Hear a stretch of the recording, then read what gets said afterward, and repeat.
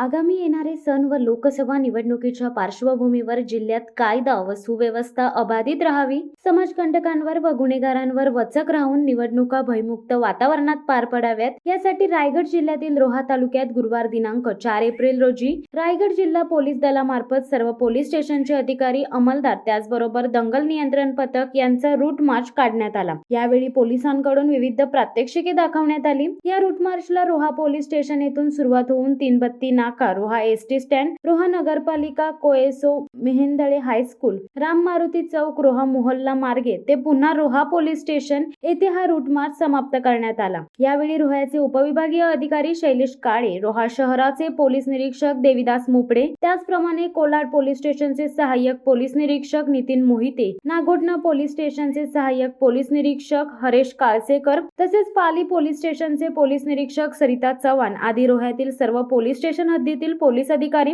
तसेच अंमलदार पोलीस वर्ग उपस्थित होते। या रूट मार्च करिता रोह्याचे प्रांत अधिकारी ज्ञानेश्वर खुटवड यांनी देखील उपस्थिती लावली होती। या दरम्यान रोहा उपविभागीय अधिकारी शैलेश काळे यांनी येणारे सण व आगामी लोकसभा निवडणुकीत कायदा व सुव्यवस्था राखण्यासाठी जिल्हा प्रशासन व पोलीस दल सज्ज आहे असा संदेश या रूट मार्च मधून देण्यात आला।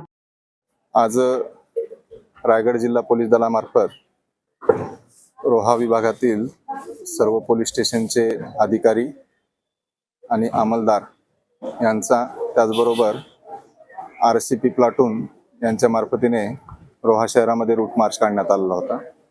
सदरचा रूट मार्च हा आगामी येणारे सण, महावीर जयंती असेल, त्याचबरोबर आगामी लोकसभा निवडणुका या कालावधीमध्ये नागरिकांनी शांतता प्रशांतता राखण्यासाठी हा रूट मार्च काढण्यात आलेला होता।